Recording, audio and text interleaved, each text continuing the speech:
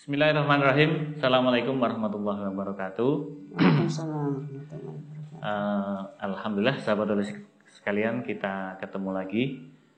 Tetap ya dengan edukasi terkait dengan kesehatan.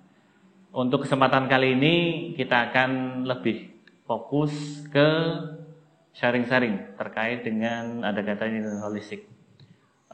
Alhamdulillah pada kesempatan kali ini sudah datang, sudah hadir di sini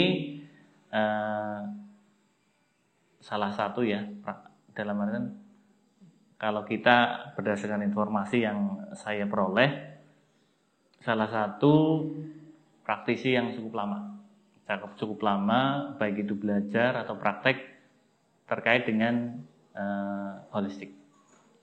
Mungkin langsung saja ya. Di sini ada Bu Wiwi ya, Bu Wiwi Wiatsih. Beliau dari Bandung yang alhamdulillah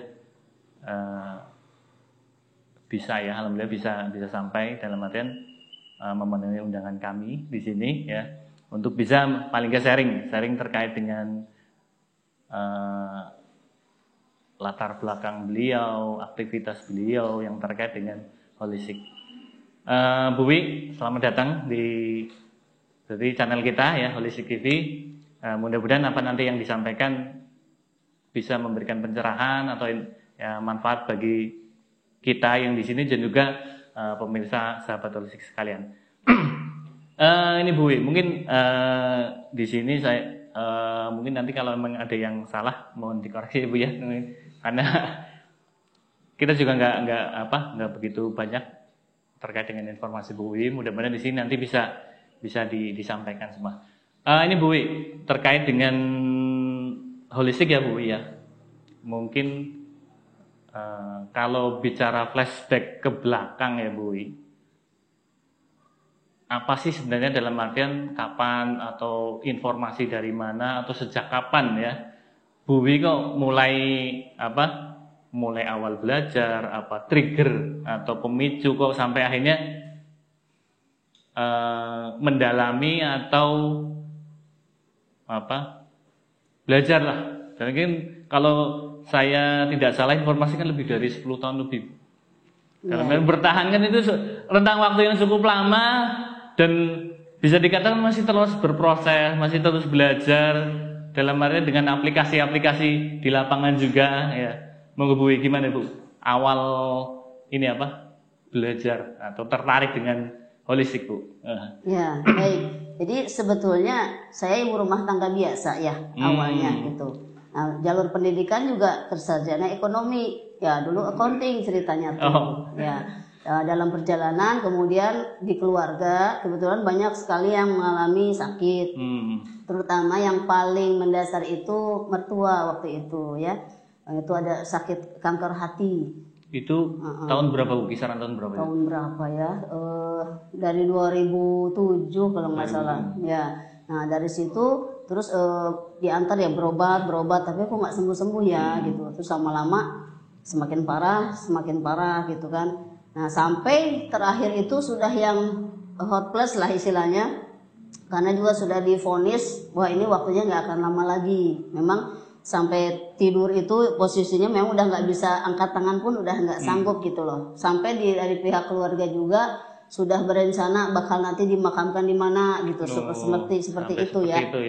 Tapi dalam hati ya kalau selama memang Allah belum ambil ya kita harus ikhtiarkan kan maksimal gitu. Akhirnya saya cari-cari informasi, nah kemudian ketemu gitu ya, ternyata ada pengobatan yang secara holistik. Nah, saya cari gitu ya ilmu itu, akhirnya sempat belajar sebentar gitu ya, maksudnya belum menguasai waktu itu sih sebetulnya, namanya dalam proses belajar. Cuma sambil itu coba kita langsung ke gurunya ya itu. Nah kemudian diobati secara holistik, dalam arti pola makan masih salah, itu ternyata sangat mempengaruhi kan. Gitu ya. Contoh aja kita belum tahu tuh tentang holistik kayak gimana. Kita karena nggak mau makan, kita kasih buah-buahan gitu kan. Yang dalam artian kita pikir kan daripada nggak makan gitu kan, dikasih buah-buahan yang banyak mengandung vitamin dan lain-lain gitu. Ternyata loh, kok makin ngedrop ya gitu. Nah kemudian karena setelah ketemu holistik, tahu ilmunya sebenarnya begini. Jadi tidak semua penyakit yang sama itu harus diobati atau dengan makanan nutrisi yang sama gitu kan. Jadi ternyata ada yang disebut sindrom. Nah dari situ akhirnya ya izin Allah ya, setelah diobati secara holistik itu, loh ternyata bangkit dalam waktu 1 minggu.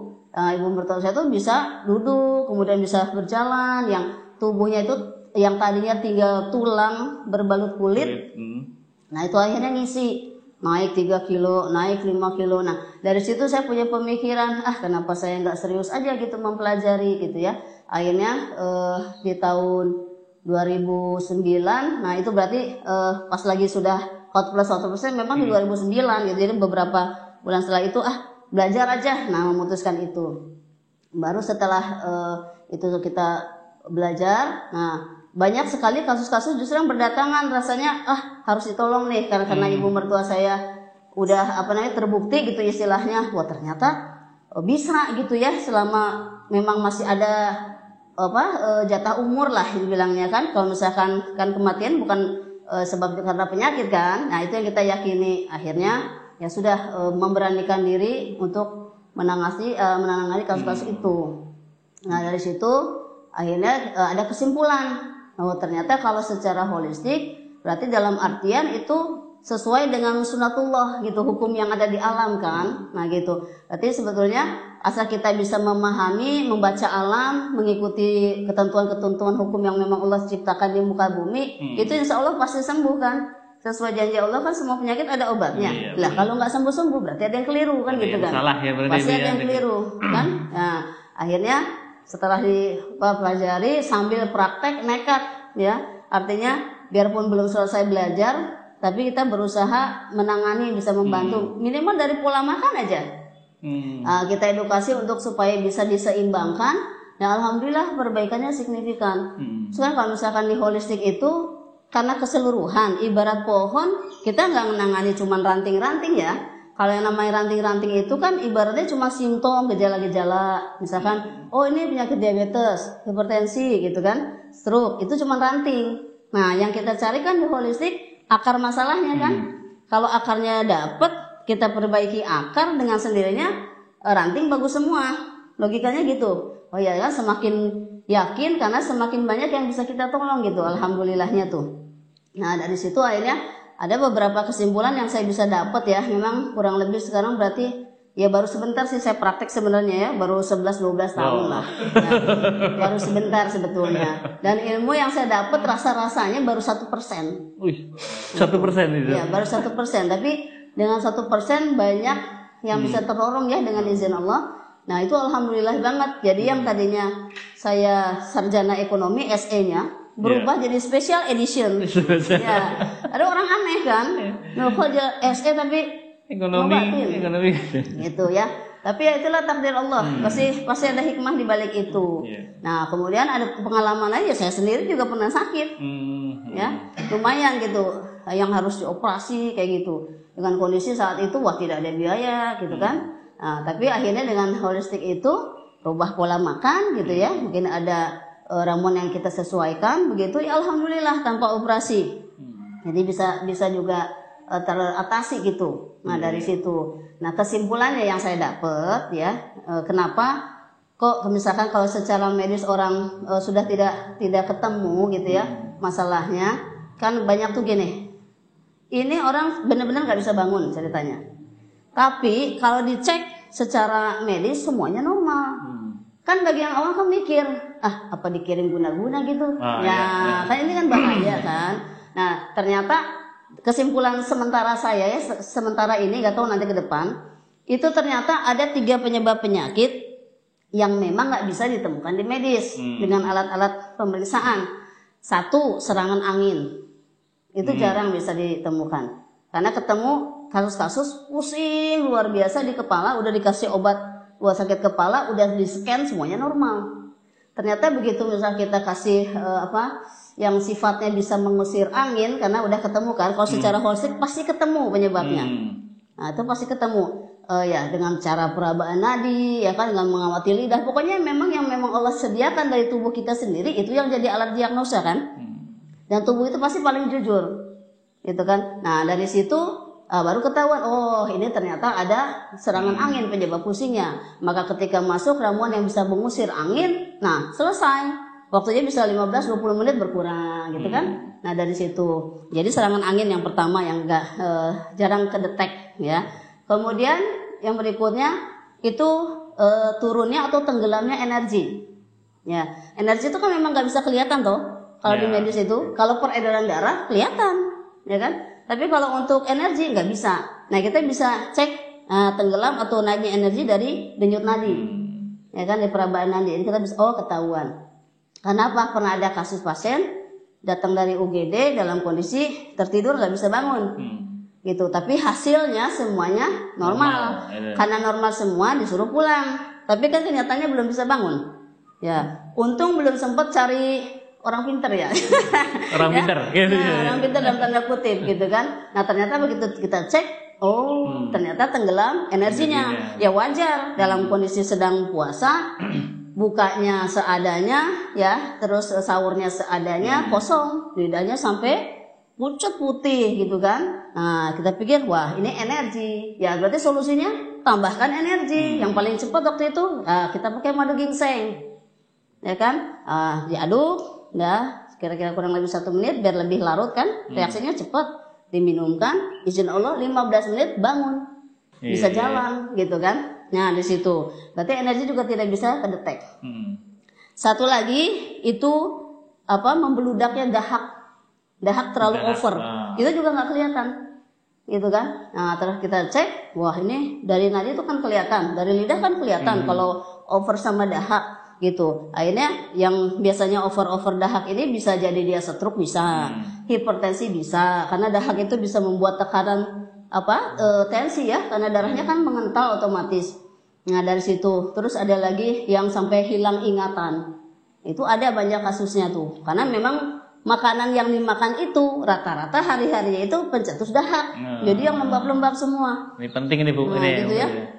Iya betul. Sampai ada kasus bayi itu yang koma ya, sampai udah 3 bulan koma. Kemudian hasil pemeriksaan bayi itu gulanya 400. Ya. Bayi ya Bu ya, bayi. Itu 400. Nah, coba dipikir, bayi kan belum makan gula banyak Bu. Ya belum banyak lah ya. Kok bisa sih? Nah gitu ya. Itu memang sampai udah muter istilahnya dicek itu secara normal semua, yang lain-lainnya tuh normal semua, cuma gulanya aja. Terus dia koma. Nah, akhirnya karena waktu itu sempat pengen dari keluarganya pengen second opinion, saya diundang ceritanya untuk periksa itu si bayi. Pasti periksa kayak gini, loh ini kok over, jadi otaknya itu saraf-sarafnya kesumbat sama dahak. Nah akhirnya ini pasti banyak lembab masuk. Akhirnya saya tanya sama ibunya, kira-kira makanan apa yang paling sering dikasih gitu kan. Nah akhirnya cek ternyata keju. Jadi keju diberikan tiap hari gitu ceritanya. Mungkin karena over ya. Nah ya itulah yang jadinya menghalangi sirkulasi metabolisme dalam tubuh. Ya. Nah dari situ ya jadi ketemulah istilahnya kasusnya gitu. Jadi kesimpulannya dengan saya belajar holistik itu jadi terbaca apa yang gak bisa dibaca orang lain ya gitu. Iya kan, jadi kita kan harus dipaksa untuk mempelajari gitu kan. Nah membaca alam, membaca tubuh kita sendiri. Jadi kalau ingin mengenal tubuh kita, baca alam gitu. Kan sama persis sebetulnya. Ada kata miniatur ya Bu ya. Ya. Nah dari kesimpulan berbagai kasus, semua penyebab penyakit lebih banyak di sistem cerna. Nah kalau di kita sistem cerna di holistik kan limpa lambung. Nah itu kalau miniaturnya alam, dia ibaratnya tanah. Lah kalau pohon mau bagus atau tidak, mau subur atau tidak kan tergantung tanahnya kan. Sama persis dengan kita. Kalau sistem cernanya bermasalah, semuanya pasti dijamin bermasalah, gitu kan? Nah, tinggal sekarang sistem cerna bisa lemah, terutama limpa lambung, sebabnya apa kan gitu ya? Nah, yang kita temukan ternyata satu dari faktor makanan yang memang tidak disukai oleh organ sistem cerna, yang terlalu over berlebih ya, terlalu lembab. Satu lagi dari pikiran, ya kan? Itu tekanannya luar biasa. Nah, kesimpulan yang saya tarik lagi dari pengalaman, kalau penyebabnya dari makanan, itu sifatnya pasti lama akumulasi. Jadi bukan gara-gara baru seminggu dia makan terus langsung ngedrop. Itu biasanya bisa tahunan, belasan tahun, bahkan puluhan tahun. Nah baru panennya kapan gitu kan? yang udah dipupuk dari masa remaja. Nah, kalau yang dari pikiran, dari stres, gitu kan, kita belajar di holistik itu ada emosi marah, itu arahnya ke liver, ya kan? Nanti kesedihan, itu ke paru-paru, gitu ya. Terus ketakutan, banyak khawatir, itu ke ginjal. Nah, terus nanti apalagi berpikir, patah hati, kecewa, jatuh cinta, merindu, itu ke limpa, kan gitu ya. Atau gembira yang terlalu kelebihan, itu ke jantung. Nah, berarti kan luar biasa pengaruhnya. Dan itu pengaruhnya nggak nunggu lama, biasanya per detik. Oh, langsung. Gitu ya. Jadi kalau tidak diobati secara holistik memang sulit gitu. Jadi cuma di satu sisi aja nggak bisa juga, karena kan manusia terdiri dari ruh dan jasad, ya kan. Kalau cuma fisiknya aja, masalahnya adanya pada ruhnya, pada mentalnya, psikisnya, ya nggak mungkin bisa sembuh, gitu kan? Kan nggak ada juga obat dewa, satu macam obat buat semuanya, nggak bisa, ya. Jadi kita pelajari di holistik itu penyakitnya sama, gejalanya sama, obatnya belum tentu sama, terapinya belum tentu sama, nggak bisa. Jadi nggak bisa ada kata, wah terapi ini buat semua, ini hebat, ini bagus, tidak. Semua terapi itu bagus, mau bekam, mau akupuntur, mau herba, apapun itu, semuanya baik. Hanya kata kuncinya penempatannya aja, Mas. Iya. Ya, ini untuk apa? Untuk kasus bagaimana, orang tipe yang bagaimana gitu. Nah, jadi yang penting di holistik itu sebenarnya menggali akar masalahnya, gitu kan? Menggali akar masalahnya supaya bisa menentukan solusi. Jadi bukan sekedar di rantingnya aja. Mungkin itu, Mas, yang kita udah pelajari ya dari pengalaman gitu. Iya. Jadi emang ini ya Bu ya, dalam artian kayak mungkin sedikit mengulang ya, ada angin, ada energi, ada dahak, dan ini emang kalau secara awam ya, apalagi ini kan jarang sekali diketahui bahwa ini sebenarnya masuk kategori yang jadi biang ya, dalam artian penyebab yang kadangkala atau mungkin ketika sudah dilakukan check up, general check up itu tidak terdeteksi sama sekali, tapi pasien atau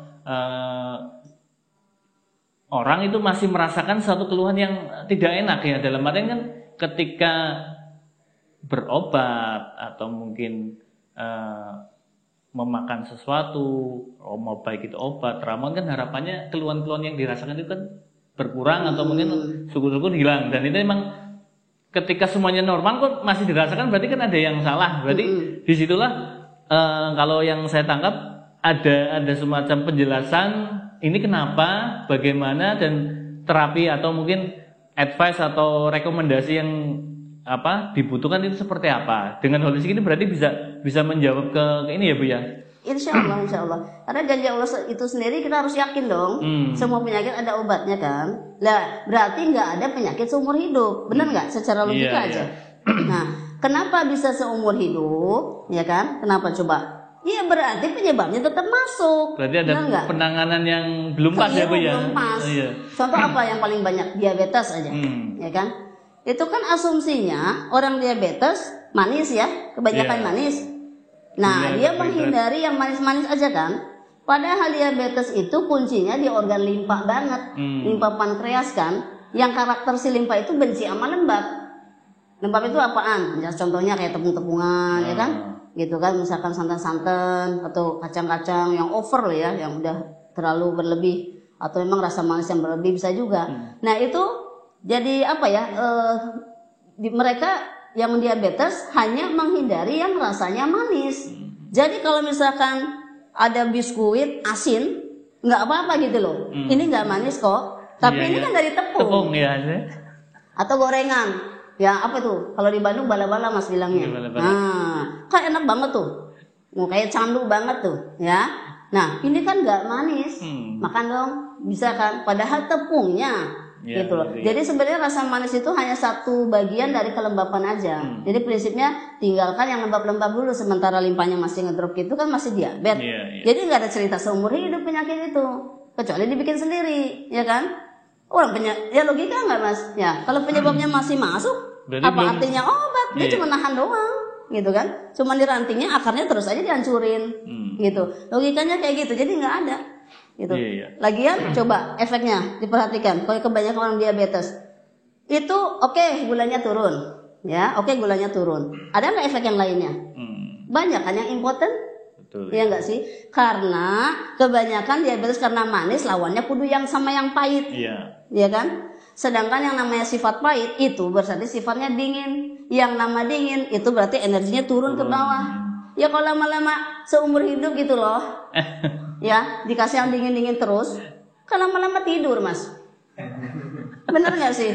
Ya kan gitu logikanya seperti itu. Betul. Nah berarti yang pahit-pahit buat siapa? Itu kan sifatnya dingin. Berarti buat diabetes yang tipenya sindromnya panas. Sebenarnya simpel banget, Mas. Jadi ada panas, dingin, lembab, kering. Panas, ademin, ya kan? Dingin, angetin gitu kan. Sebenarnya cuma jaga keseimbangan doang kok ini. Itu kan kita itu.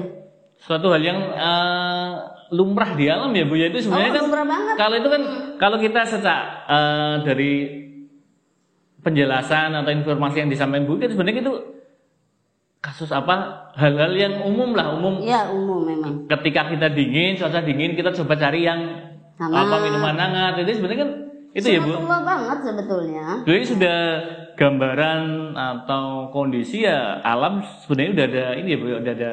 Iya, sudah contoh-contoh ini ya. Sudah ketentuan itu hukum bumi memang, hukum bumi. Kalau fisik kita kan memang terikatnya dengan hukum bumi ya, yang memang Allah ciptakan ada di muka bumi gitu kan. Semua tumbuhan, mau hewan, termasuk organ kita sendiri kan punya sifat dan karakternya masing-masing otomatis ya kan. Nah, jadi yang selama ini yang saya pahami dari klien-klien itu kan pahamnya pasti gini. Oh ini kan banyak vitaminnya, gitu kan. Oh ini kan fungsinya untuk pembersih gitu. Tapi jarang sekali bahkan hampir tidak ya.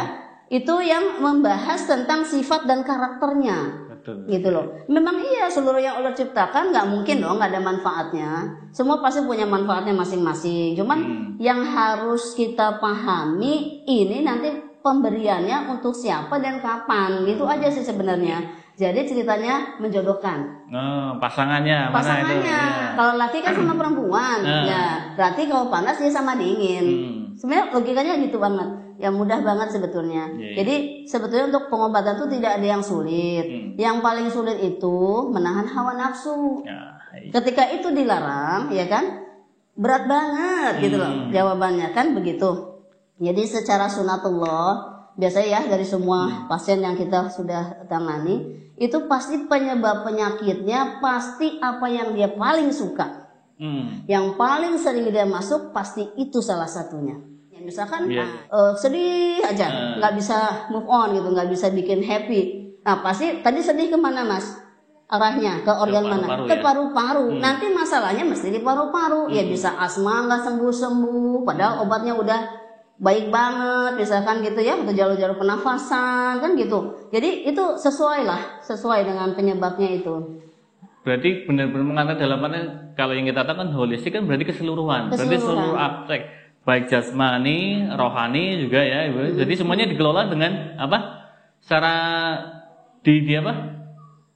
dipertimbangkan sebagai faktor yang menyebabkan sakit ya berarti ya. Ya, jadi memang begitu. Jadi fondasi dasar di pengobatan holistik itu cari akar masalahnya. Akarnya ketemu, lebih mudah kan? Gitu. Kayak pohon aja lihat. Ini nantinya daunnya berguguran, kenapa sih gitu loh. Oh, ternyata begitu dicek akarnya, wah, kurang pupuk nih gitu kan. Ada yang wah ini kebanyakan nih airnya, terlalu lembab banget. Ada mungkin yang lain lagi, oh ini kekeringan, jarang disiram kan gitu ya. Oh ini ada parasit nempel jadinya cancer gitu. Nah kayak gitu contoh-contohnya. Dengan analogi alam bisa menggambarkan ya kondisi tubuh seperti apa ya Bu ya. Jadi memang alam sudah menyediakan, karena makanya ada bahasa manusia adalah miniatur dari penggambaran dari alam ya. Jadi mungkin itu yang itu dijadikan dasar keilmuan holistik. Dalam arti tadi disampaikan yang sunatullah ya. Jadi emang suatu itu kebenaran hakiki yang Allah sediakan, dan itu emang kita sebagai manusia emang harus coba mengulik ya, mempelajari atau mungkin lebih memikirkan lebih dalam, yang akhirnya itu bisa jadi malah solusi buat diri sendiri atau mungkin manusia sendiri ya Bu ya itu ya. Kalau ini Bu terkait ini Bu, memang sih kalau kita lihat ada statement atau paradigma baru yang sebenarnya itu sebenarnya umum berlaku di masyarakat, tapi sebenarnya itu menyalahi hukum sunatullah, kayak semacam contoh ya, mungkin secara umum ya, buah itu baik gitu. Makanya kan ada ada apa? Oh ini baiknya dikonsumsi setiap hari dan dalam jangka panjang dengan harapan bisa memperoleh kebaikan manfaat pada buah. Tapi yang tadi Bu Wi sampaikan ada kalanya buah justru jadi pemicu, jadi memperparah itu ya Ibu ya. Jadi memang lebih dalam artian lebih bijak dalam memilih mungkin kaitannya sama makanan, aktivitas, yang itu yang harapannya bisa sebagai faktor yang mempercepat proses kesembuhan. Karena balik lagi ke holistik ya Bu ya itu ya. Jadi banyak faktor yang perlu dipertimbangkan itu. Kalau selama ini Bu dalam artian mungkin banyak yang konsultasi dengan Bu Wi ketika ada disampaikan paradigma seperti itu baru ya, dalam artian baru misalnya dalam sesi konsultasi atau seberapa, kebanyakan dari tanggapan mungkin pasien atau klien ini seperti Bu, oh ini kayak ini baru sekali dan ini memang suatu pemikiran yang baru, satu nasihat yang baru yang sebenarnya ini tidak umum di masyarakat tuh. Iya, ya kebanyakan memang seperti itu, pastinya kaget dong. Kaget ya, pasti kaget dan oh ternyata apa yang selama ini saya konsumsi keliru gitu kan.